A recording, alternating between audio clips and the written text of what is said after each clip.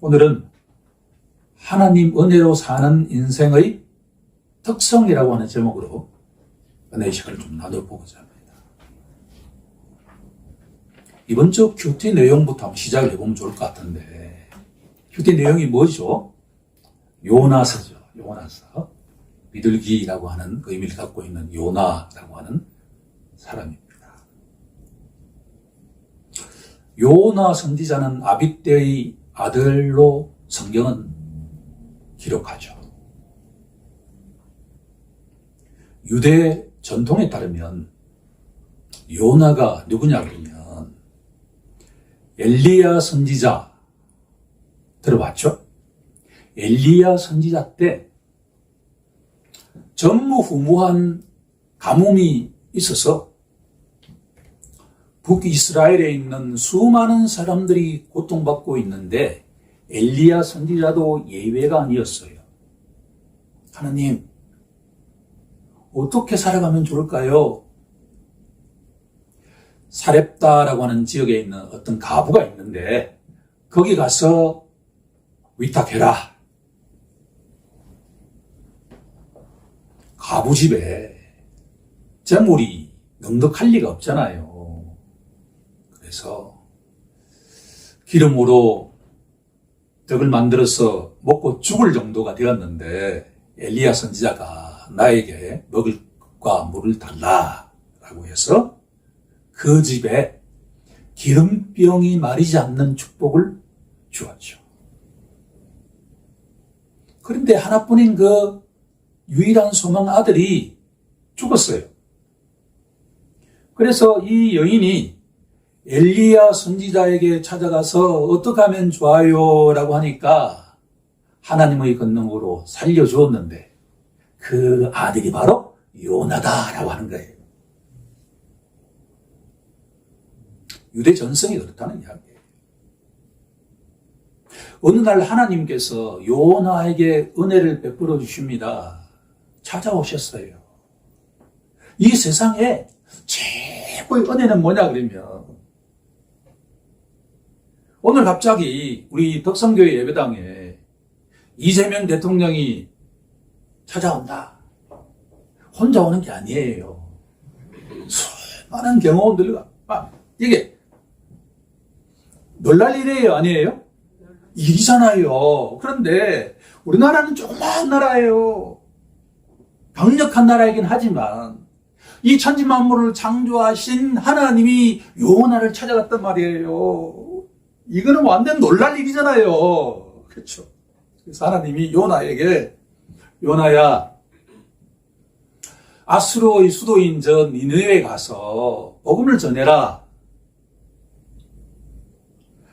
팔레스타인 지역에서 아수르는 동쪽이에요. 동쪽으로 가서 복음을 전하라라고 하니까 요나는 어릴 때부터 엘리야 선지자를 봤기 때문에 하나님이 어떤 권능을 갖고 있고 어떤 마음을 갖고 있는 게 다 알았어요.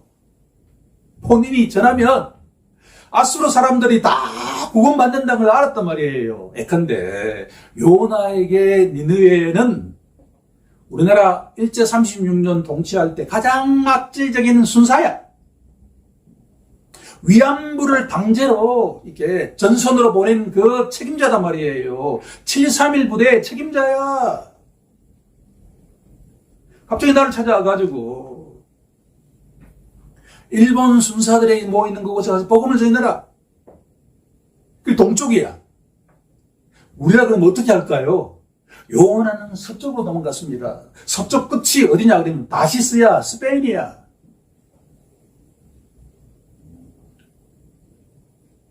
요나 이야기를 다 할 수 없으니 그래서 요나가 다시스로 가는 배를 타고 있는데 풍랑이 일어나가지고 요나를 선원들이 바다에 제물로 던지니까 이 이야기는 무슨 이야기냐 그러면 요나는 죽어도 자기는 복음을 못 전하겠다는 이야기예요. 일본 순사들이 구원받는 것은 보지 못한다는 이야기죠. 충분하게 이해가 되잖아요. 그렇죠? 그런 존재가 있죠. 저 친구는 절대로 구원받아서는 안 돼. 그런데 하나님이 큰 물고기, 고래를 예배해 놓아서 그 속에 들어가서 요나가 무릎 꿇고 누구에게 기도해요? 하나님께 살려주세요 기도하잖아요. 그럼 하나님 어떻게 하시겠어요? 살려주죠. 하나님은 그런 분이에요. 요나가 어떤 잘못을 저질렀던 간에 어려움이 찾아올 때 누구에게 기도하면 된다는 거예요? 하나님께 인격적으로 기도하라는 이야기예요. 그럼 다 해결해 주신다.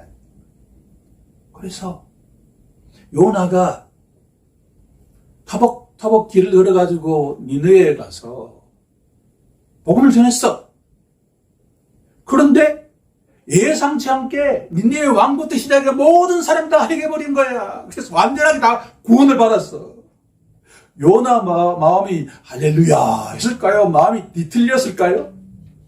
뒤틀렸죠. 하나님, 내가 2번 잘한 것도 아니고 1번 잘했는데 아니 애들이 다 회개해가고 다 구원 받았어요.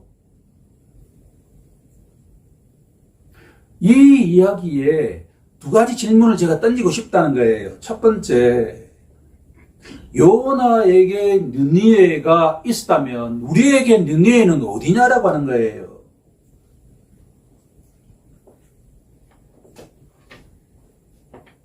우리가 하나님을 인격적으로 만났다라고 이야기한다면 하나님의 은혜를 받았는데 누구야? 너 니느웨에 가라. 우리에게 니느웨가 어디냐는 거예요. 근데 혹시 우리는 요나처럼 정반대로 다시스로 가려고 하지 않냐 말이에요. 유토피아를 찾아서 제가 보기에 우리에게 니느웨는 우리가 살아가는 이 현장이에요. 이 예배당이, 이 덕성교회가 니느웨가 보다 구체적으로 이야기한다 그러면 여러분들이 살고 있는 가정이 니느웨예요. 여러분들이 일하고 있는 일터가 니느웨예요. 거기에 그 가족 가운데, 교회 성도 가운데, 일터 가운데 일본 순사와 같은 사람이 있다니까요. 이야, 저 사람은 절대로 구원받을 수 없어.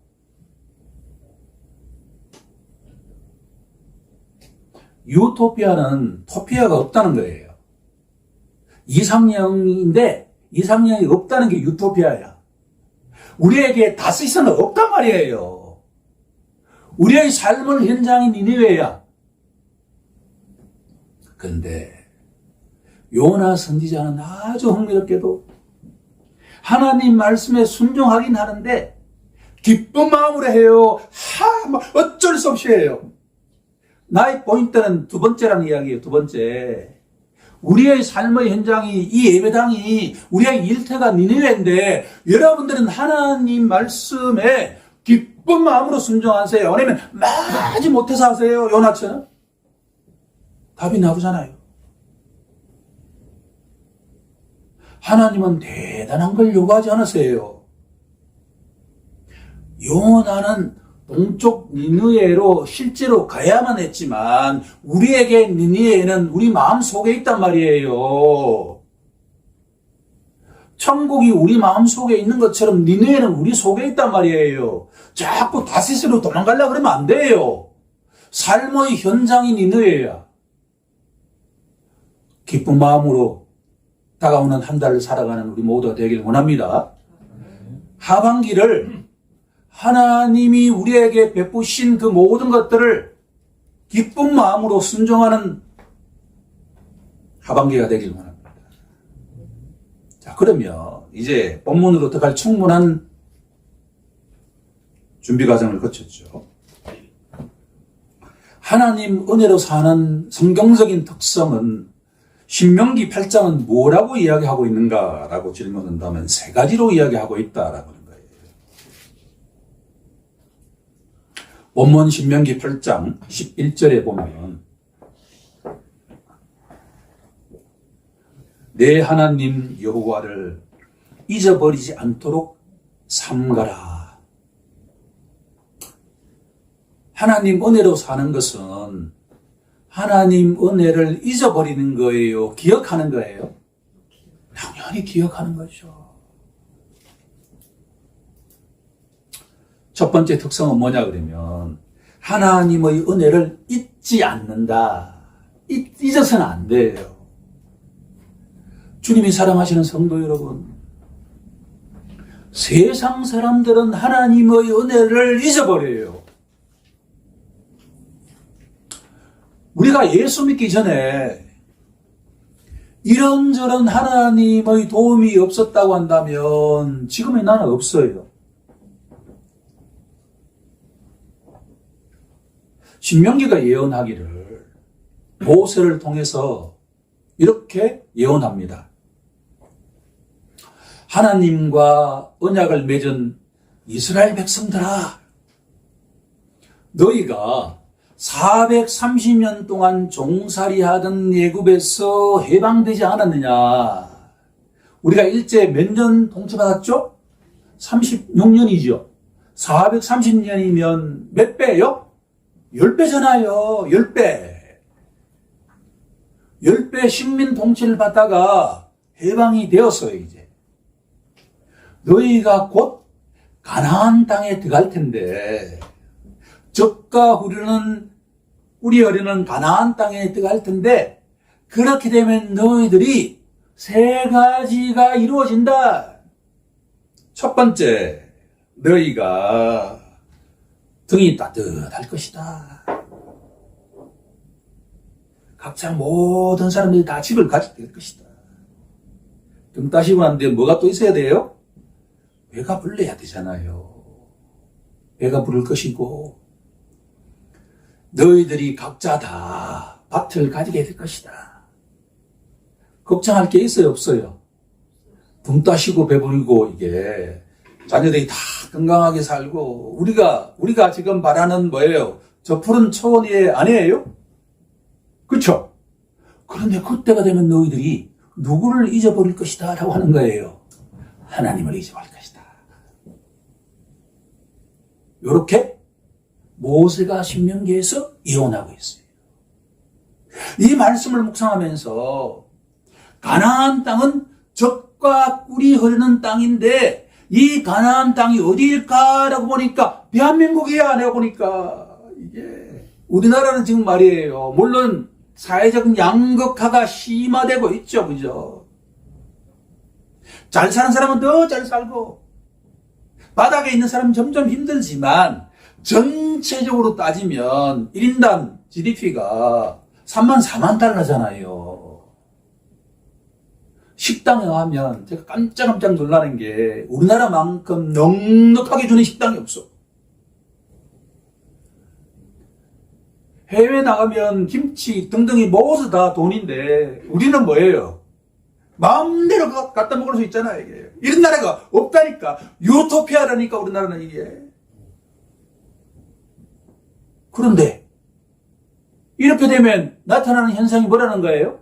누굴 잊는다는 거예요? 하나님이 누군데 이렇게 이야기한다는 거예요. 신명기 다음에 나오는 내용이 뭐냐 그러면 여호수아서고 그 다음에 사사기라고 하는 책이에요. 이 책들이 공통적으로 지적한 것은 뭐냐 그러면 이 신명기에서 예언했던 이 예언의 말씀이 그대로 나타나는 현상을 기록하고 있다 그런 이야기예요. 하나님은 눈에 보여요, 안 보여요? 안 보이잖아요. 이방 나라들은 하나님을 믿어요, 안 믿어요? 안 믿잖아요. 그러면 이방 나라들은 뭘 믿어요? 눈에 보이는 신을 믿는단 말이에요. 눈에 보이는 신을. 그게 뱀이 되었던, 그게 사자가 되었던, 그게 해가 되었던, 그게 달이 되었던, 뭐든 간에 눈에 보이는 걸 딱 걸어놓고 저라고 막 믿는단 말이에요, 이게. 바다 나갈 때 우리를 살려달라 그러고, 자식의 건강을 빌고, 막, 재물을 얻게 해달라 그러고. 그걸 한마디로 뭐라고 해요? 우상숭배라 그러잖아요.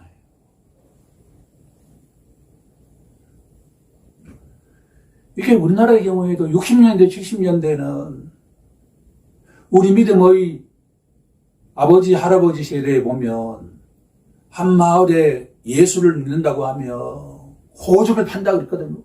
진짜 제사를 안 지내니까 호적 팔 정도로 쫓아냈어요.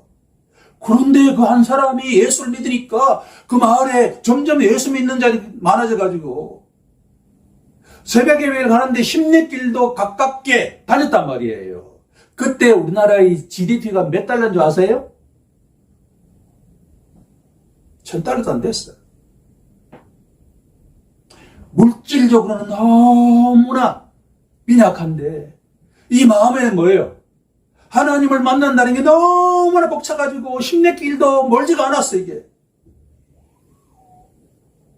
그런데 그때는 성경책도 기해가지고 누구한테 성경책을 받으면 그걸 갖다가 딸딸딸 해왔는데 지금은 성경책이 뭐 너무나 널려 있잖아요. 스마트폰에 보면 뭐 바로바로 나오잖아요.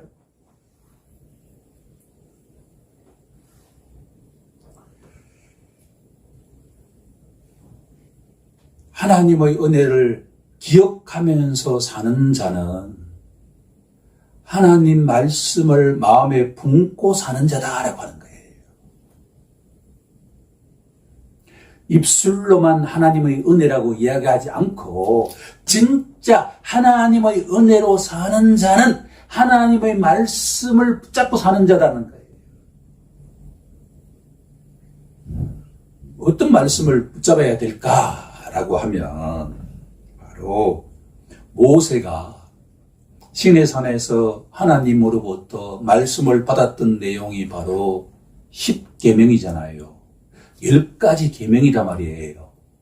그런데 그 10가지 계명을 주시면서 하나님께서 가장 먼저 선포하신 말씀이 있어요. 이 말씀을 잊어버리고 10가지만 이야기하면 그 사람은 율법적으로 돼요. 금주의 말씀으로 선택하려고 하다가 제가 출애굽기 20장 2절 말씀입니다. 우리 함께 말씀을 찾아보도록 하겠습니다. 출애굽기 20장 2절 구약 성경 111쪽 정도입니다.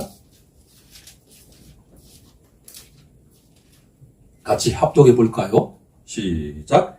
나는 너를 애굽 땅 종되었던 집에서 인도하여 낸 내 하나님 여호와니라.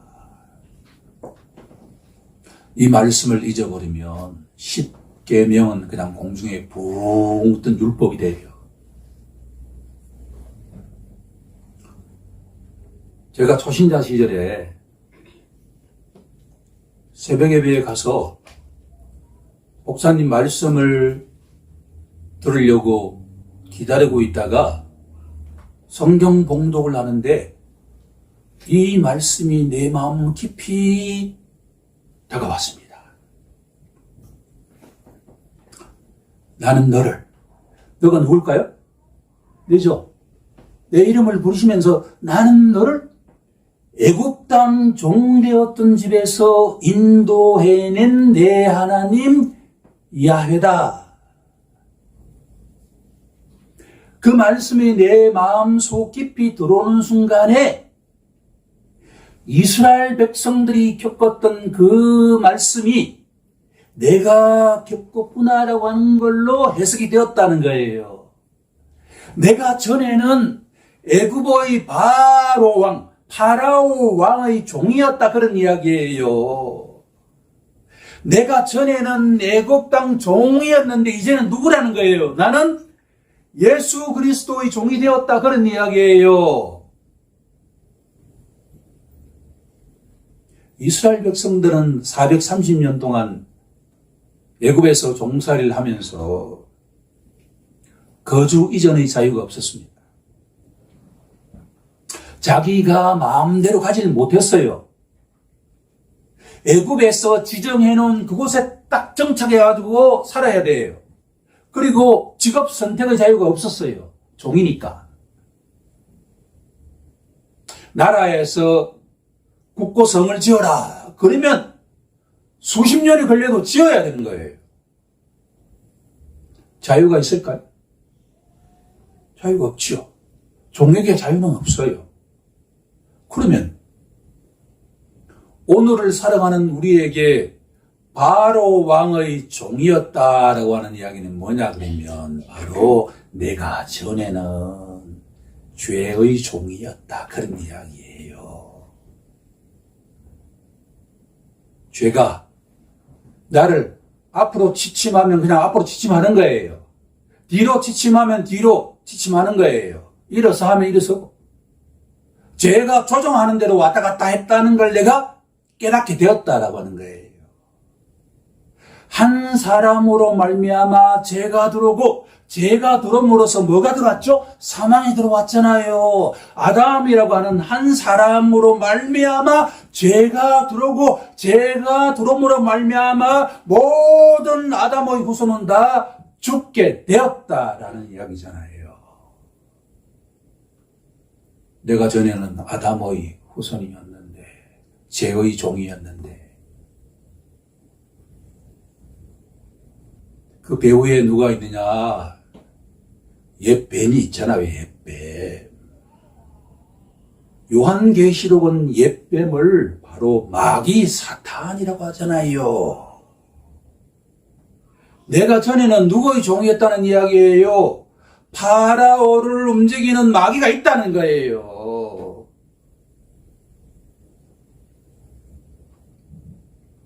하나님의 은혜로 사는 자는 이 말씀을 붙들고 묵상하면서 살아가는 자예요. 내가 너를 애굽 땅 종되었던 집에서 인도하여 낸 해방시킨 하나님 야훼다. 이 말씀 붙들고 다가오는 금년도 하반기를 살아가는 우리 모두가 되길 주 예수 그리스도의 이름으로 축원하옵나이다. 두 번째로 넘어가죠. 두 번째로 하나님의 은혜 받아서 하나님과 인격적인 관계가 된 자의 경우에도 때때로 하나님은 자기 자녀들을 광야로 이끄실 때가 있다라고 하는 거예요. 광야. 이스라엘 백성들은 이게 출애굽하고 난 뒤에 적과꿀이 흐르는 가나안 땅에 일주일이면 가요. 직선으로 가게 되면 일주일이면 간단 말이에요. 그런데 장량 몇 년 있었죠? 40년 있었잖아요. 이 40년은 물론 신학적인 여러 가지 의미가 있기 때문에 이스라엘 백성들에게만 해당되는 내용이에요.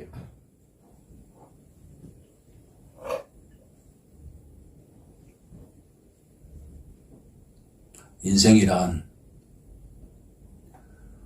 오르막이 있으면 뭐가 있죠? 내리막이 있잖아요. 내리막이 있으면 또 뭐가 있죠? 오르막이 있고 평탄한 형통하는 시기가 있지만 그것이 오래가지 않는 게 인생이에요.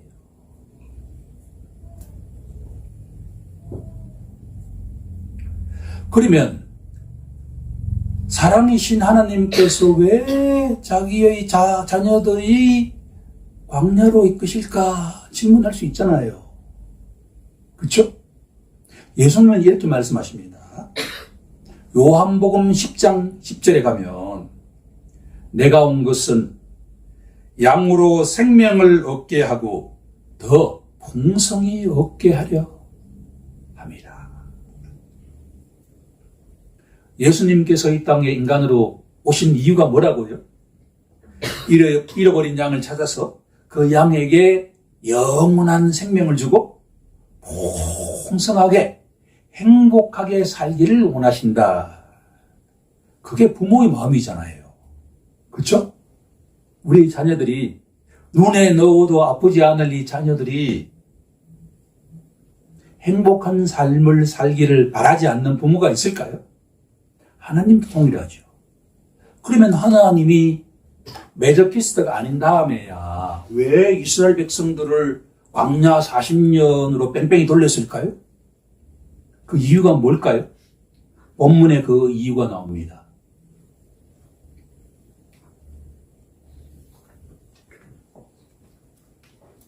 14절에 보면 내 마음이 교만하여.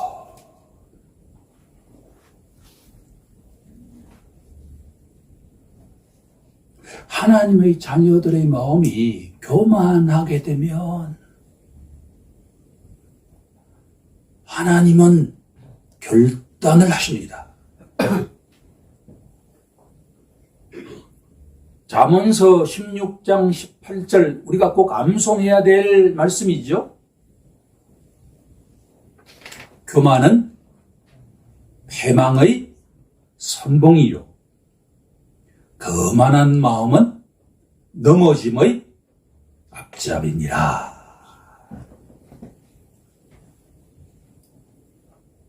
교만한 마음이 들어오면 그 다음에 뭐가 따라온다고요? 욕이 따라옵니다. 잠언서 11장 2절에 교만이 오면 욕이 온다. 욕 본다는 이야기, 욕 본다.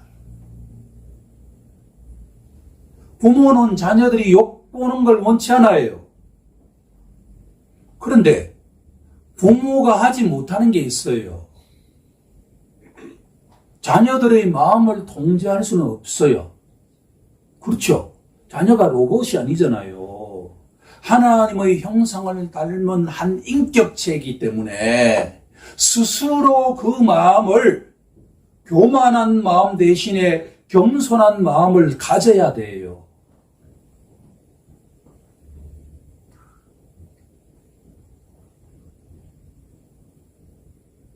자, 그러면 하나님께서 자녀들이 교만한 마음, 자고한 마음,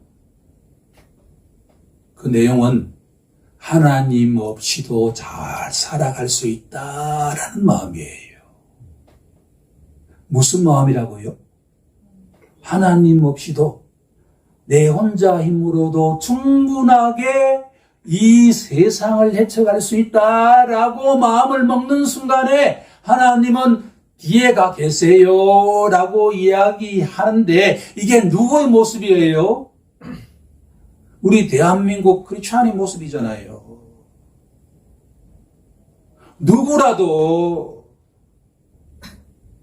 만사 형통하면 한편에서는 하나님이 복 주셨어 이렇게 되었다라고 하지만 이 다음부터는 하나님 뒤로 빠지세요 이렇게 이야기를 한다니까요. 그게 교만한 마음이에요.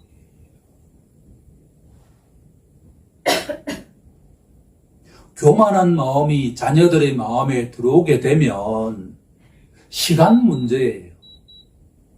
그 다음에는 패망의 앞길이 쫙 열리게 되죠. 자고한 마음, 교만한 마음이 우리 속에 충만하게 되면 누가 가장 원하는 환경일까요? 마귀가 원하는 환경이죠.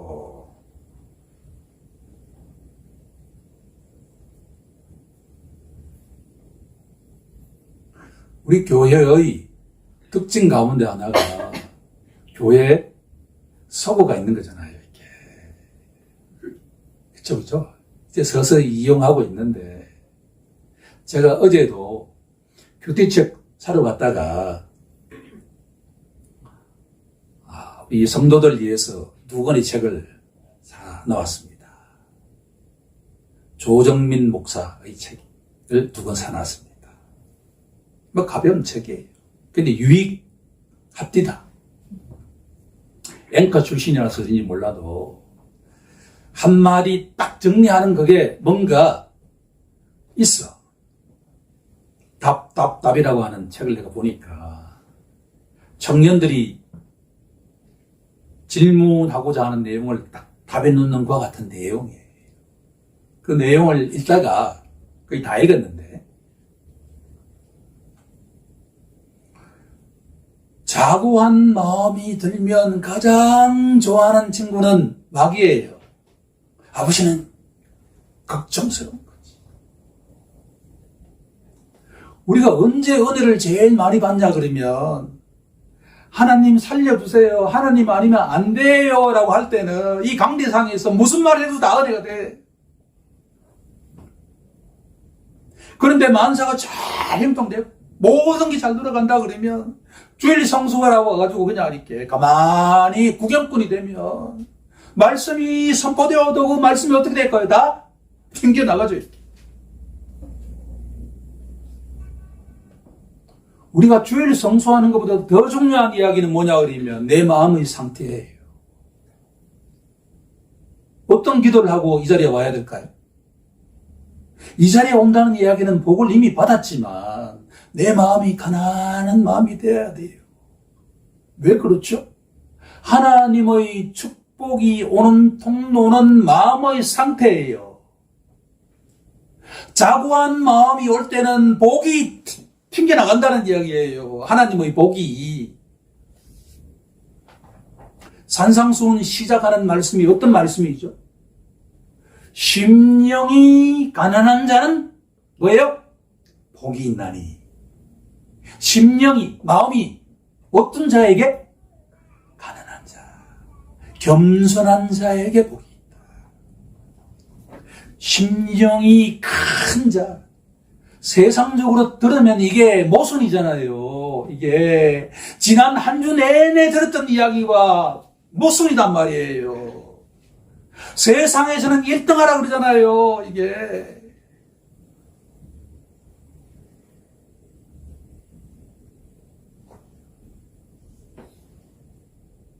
하나님 은혜로 살아가는 자는 하나님이 말씀인 심령이 가난할 때 복이 있다. 이 말씀 앞에 무릎 꿇고 그걸 깊이 잡는 자단 말이에요. 기도의 제목이 뭐냐 그러면 하나님 내 마음이 어떤 상태에 있게 해달라고 기도해야 되는 거예요. 가난한 마음이 되게 해달라. 하나님이 아니면 내가 살아갈 수 없다라고 하는 이 고백이 아버지가 듣길 원하는 최고의 고백이단 말이에요.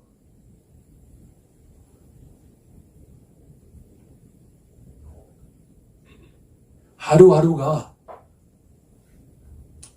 견디기 어려운 것과 같은 시기를 겪고 있습니까? 그러면 우리가 오르막을 오르고 있는 거예요? 내리막을 내려가고 있는 거예요? 오르막을 오르고 있죠.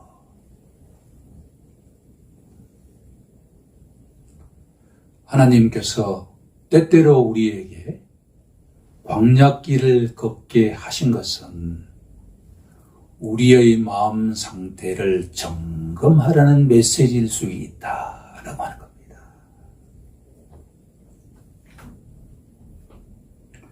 세 번째 내용으로 이제 넘어가면 되겠습니다. 하나님의 은혜로 사는 자의 세 가지 특성. 첫 번째는 하나님이 베풀어 주신 은혜를 잊지 않고 말씀을 붙잡고 살아가는 자이고, 두 번째는 우리의 마음 상태가 타인의 눈에는 안 보이지만 자고한 마음에 이르게 되면 아버지는 우리를 어디로 이끌어 가신다는 거예요? 광야길로 이끌어 가실 수 있다라고 기억하고, 세 번째 내용은 뭐냐 그러면 다가오는 하반기 동안 6개월을 아버지가 배치하신 그 자리에서 살아갈 때 어떻게 살아갈 거냐라는 이야기예요.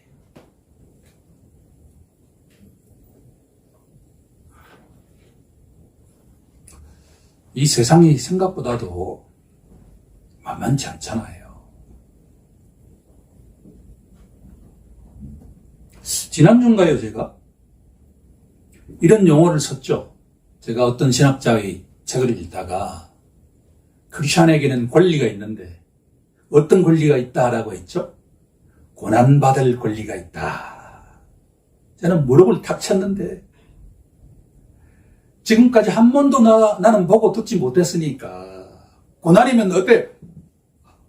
너 땡큐잖아요. 그렇죠? 그런데 하나님의 나라, 예수의 나라 백성들의 경우에는 주기적으로 반복적으로 뭐가 온다? 고난이나 관련이 온다. 그 내용이 다를 뿐이다. 그럴 때 어떻게 해야 된다는 거예요? 웰컴 해야 된다는 이야기예요. 최소한 그냥 이렇게 받아들이려는 자세가 돼야 된다는 거예요. 그런데 우리가 이 세상을 살아가려고 그러면 뭔가 능력이 있어야 되겠죠. 그렇죠? 능력 없이 어떻게 살아갈 수가 있습니까?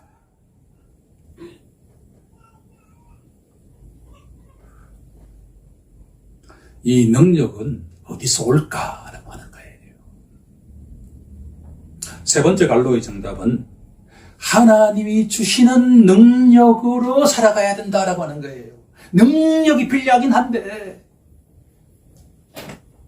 내 능력이 아니라 하나님이 주시는 능력으로 살아가야 된다는 이야기예요.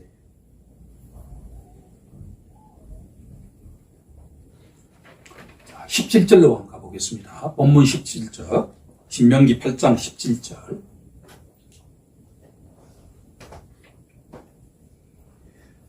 그러나 내가 이스라엘 백성 너희가 마음에 이르기를 내 능력과 내 손의 힘으로 내가 이 재물을 얻었다. 가나안 땅을 정복하고 난 뒤에 이스라엘 백성들 한 사람도 예외 없이 등 따시고 배부르고 나름대로 조그마한 밭도 가지는 것과 같은 상태가 되었는데 1,000달러도 안 되던 대한민국 국민들의 소득이 3만 달러, 4만 달러가 되었는데 이 부자가 된 그 모든 것들이 누구 때문이라는 거 이야기예요? 크리스찬들이 내 때문이다. 그렇지. 요즘 모든 사람들이 택배 하시는 분들 보면 만날 때마다 나는 이렇게 수고한다라는 이야기는 하지만 이 무도회 말이에요. 얼마나 고생해. 그쵸? 고생하잖아요. 잠 못 자고. 서구사회에 가게 되면 특정한 지역을 제외하고는 다 저녁이 되면 다 한산하잖아요. 일본만 해도 그래요. 그런데 우리나라는 대도시에 가면 뭐예요? 불야성이잖아요. 이게. 그럼 거기에 있는 자영업자는 잠을 자야 못 자요? 못 자잖아요, 이게요. 이 정상이에요, 아니에요? 아니죠, 이게. 아니, 자영업을 할 수 있죠. 저녁이 되면 뭘 해야 돼요? 아니, 쉬어야 되죠. 가정에 아이들과 이게 배우자와 함께 오손도손 이게 그게 행복인데. 돈 벌려고 말이에요. 잠도 자지 않고. 자영업자. 그 비율이 점점 늘어나잖아요. 이게 3만 달러, 4만 달러, 5만 달러 됐는데 이게 정상이냐 말이에요, 이게. 이렇게 되면 다 지금 나의 재물이 누구 때문에 모아졌다는 거예요. 내가 그렇게 노력했으니까 그렇죠. 그렇죠, 그렇죠. 틀린 이야기 아니에요. 그 최소한 크리스찬들은 어떻게 이야기해야 된다는 거예요. 이스라엘 백성들은 어떻게 이야기해야 된다는 거예요. 빈손에서 해방된, 노예에서 해방된 그 사람들이 시간이 지나고 나니까 주위에 있던 나라가 이스라엘 백성들이 막 지나간다고 하니까 나무를 하나님을 다 버리고 도망갔어요. 이렇게. 그걸 주워서 그냥 이렇게 자기 재물이 된 거예요, 다. 누가 해준 거예요? 하나님이 해줬죠.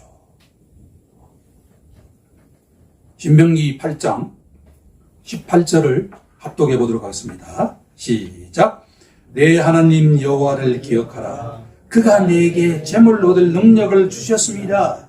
이같이 하시면 내 조상들에게 명세하신 언약을 오늘과 같이 이루려 하심이니라. 이스라엘 백성들이 부자가 된 것은 뭐냐 그러면 하나님이 누구와 언약을 맺었기 때문이에요?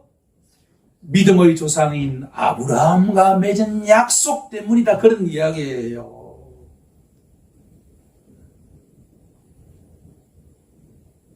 우리 각자가 이스라엘 백성들이 불철주야 노력한 것은 사실이지만 하나님께서 위로부터 능력을 덧입게 하지 않았다고 한다면 오늘의 우리가 있다 없다? 없다라고 하는 것을 인정하는 자가 크리스천이다.